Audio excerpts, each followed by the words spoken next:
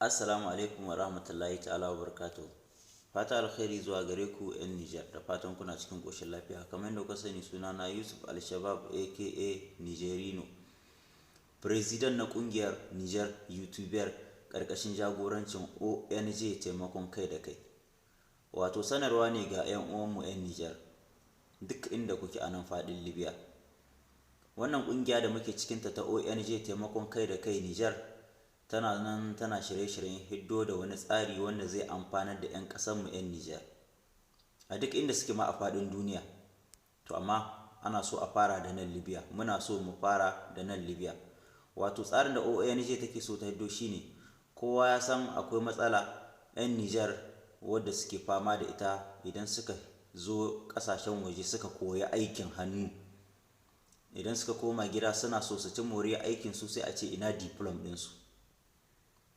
To shine ONG take so ta yi ƙoƙari 'yan Nijar ta taimaka musu, ta riƙa yi musu diplom waɗanda suka koyo aikin hannu, musamman 'yan Nijar mazauna Libya, don da Libya za a farawa.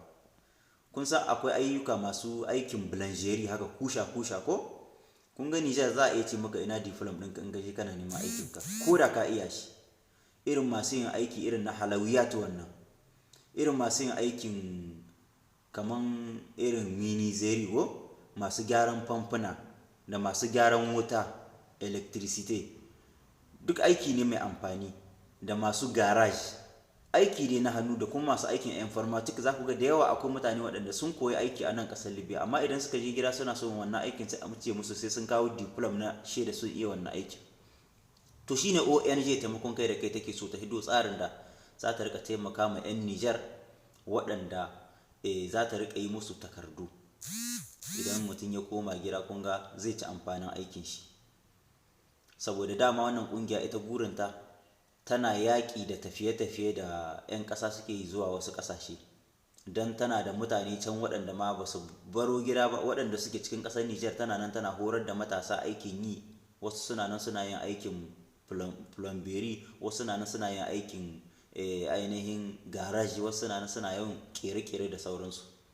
To shine take so ta hiddo fasaha kuma na 'yan ƙasar waje ma za ta taimaka musu. To amma kuma shine suke so duk wani ɗan Nijar mazaunin Libya dai za a fara da Libya, wanda ya iya aikin hannu irin wannan ayyukan da na zana, to ka yi ƙoƙari, ka je ƙoƙari. Ana so mutum ya zama yana da takardar shi ta hannu ta ɗan Nijar, musamman in baka da ita sai ka je safara, sai a yi maka irin ya sunan shi, a yi maka wannan takarda ta ainihin ta safara da ake yi.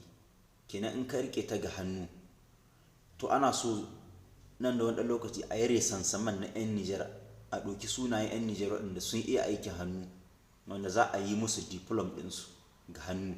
Kenan in ka tafi gida kana da diplom ɗinka ga hannu. Wace jiha kake za a yi ƙoƙarin, akwai tsari dai daga baya zan gaya muku yadda ya kamata a yi. Mutum kenan ya zama da dai ko zama a shirye 'yan Nijar, a zama a shirye. Wannan kuma takarda ta safara yana da kyau mutum ya yi ta kwansila, ka yi ta ka riƙe ta ga hannu.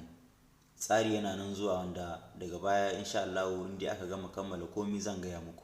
Fata alkhairi zuwa gare ku da fatan kuna cikin ƙoshin lafiya.